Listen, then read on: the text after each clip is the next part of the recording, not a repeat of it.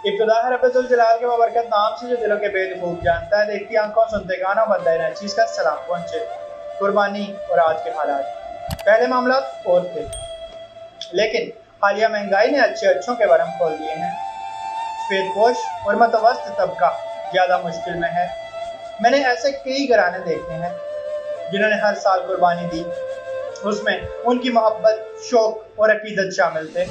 लेकिन अब हालात ऐसे हैं कि चाहने के बावजूद कुछ लोग सुन्नत इब्राहिमी पर अमल नहीं कर पाएंगे। सुन्नत पूरी करना और अपने हाथ से गोश्त बांटना बहुत तमानियत देता है, लेकिन जहाँ बुनियादी ज़रूरियात पूरी करने के लाले पड़े हैं, वहाँ महंगा जानवर खरीदना सकत से बाहर है। मिडिल क्लास तबका मुट्ठी में चंद हजार लेकर मवेशी मंडी जाता है और मायूस लौटाता है। जो घराने जानवर नहीं खरीद सके, वहाँ खामोशी है, चुप है, दुख है।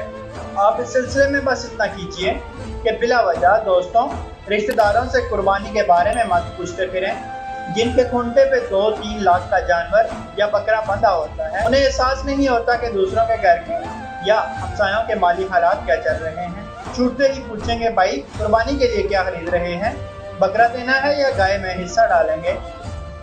आपके ऐसा मत कीजिएगा। किसी रिश्तेदार से फोन पर भी पूछने की जरूरत नहीं। गली से गुजरते बच्चे से भी मत पूछें कुर्बानी के लिए क्या लिया है। ना ही ये जताने की जरूरत है कि आपने कितने हजार या लाख का जानवर लिया। सुन्नत पूरी करें, दिखावा जरूरी नहीं। अगर हो सके तो खरीदे गए जानवरों की तस्वीरें भी मत लगाएं। किसी मुसलमान का दिल नहीं चाहता कि वो अपने हाथ से कुर्बानी ना करे। अक्सर के माली हालात इजाजत नहीं देते। हम दिखावे के लिए लगाई गई तस्वीरों से उसको महरूमी का एहसास क्यों दिलाएं। जानवर कुर्बान करें, सफेदपोश तबके के जज्बात नहीं। अल्लाह पाक समझ की तौफीक अता फरमाए। अल्लाह पाक आसानियां हासिल और तकसीम करने का शर्फ अता फरमाए। आमीन। जज़ाकल्लाह।